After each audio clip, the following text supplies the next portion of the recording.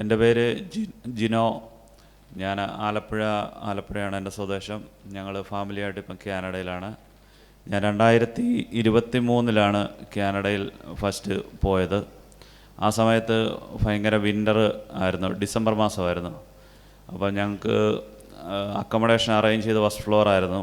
First ഫ്ലോറിൽ ഈ പുറത്തോടാണ് അതിൻ്റെ സ്റ്റെപ്പ് പോകുന്നത്. അങ്ങനെ സ്റ്റെപ്പേ മുകളിൽ കയറിപ്പോയി തിരിച്ചിറങ്ങി വന്നപ്പം അവിടെ നിന്ന് തന്നെ ഞാൻ താഴെ പോയി. എൻ്റെ കൈമുട്ടിയെന്ന് ഒരു സ്റ്റെപ്പിൻ്റെ പടിയലിടിച്ചു, ഇടത് കൈ. അപ്പോൾ അന്നേരം ചെറിയ വേദന ഉണ്ടായിരുന്നു. അത് പക്ഷേ കുറേ ദിവസം കഴിഞ്ഞപ്പോൾ എനിക്ക് കൈ പൊക്കാൻ പറ്റത്തില്ല. അങ്ങനെ ഹോസ്പിറ്റലിൽ കൊണ്ടുപോയി എക്സ്റേ ഒക്കെ എടുത്തു, ഒന്നും കാണുന്നില്ല. വേദന കൂടിയപ്പം ഡോക്ടർ വീണ്ടും അഡ്വൈസ് ചെയ്തു, അൾട്രാസൗണ്ട് ചെയ്യാൻ പറഞ്ഞു. അങ്ങനെ അൾട്രാസൗണ്ട് ചെയ്തപ്പം റൊട്ടേറ്റർ കഫ് ഇഞ്ചറി ടിയറാന്ന് പറഞ്ഞു, സർജറി ചെയ്യണമെന്ന് പറഞ്ഞു. സർജനയിൽ എന്നെ അങ്ങോട്ട് റെക്കമെൻഡ് ചെയ്തു.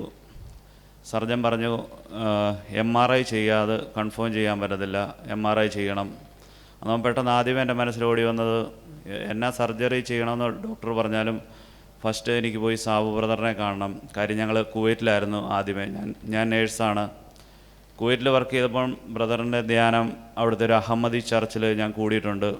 അന്ന് ഒത്തിരി പേരെ ഈ ഷോൾഡർ ഊരിപ്പോകുന്നതും കാലിൻ്റെ മുട്ട് അങ്ങനത്തെ ഞാൻ ലൈവായിട്ട് ഇങ്ങനെ കണ്ടുകൊണ്ടിരിക്കുകയാണ്. ലൈവായിട്ട് ഹീലിംഗ് നടന്നുകൊണ്ടിരിക്കുകയാണ്. ഒരു കുഞ്ഞിൻ്റെ ഇങ്ങനെ കോങ്കണ്ണും എല്ലാം ലൈവായിട്ട് ബ്രദർ ഹീൽ ചെയ്യുന്ന കണ്ടു.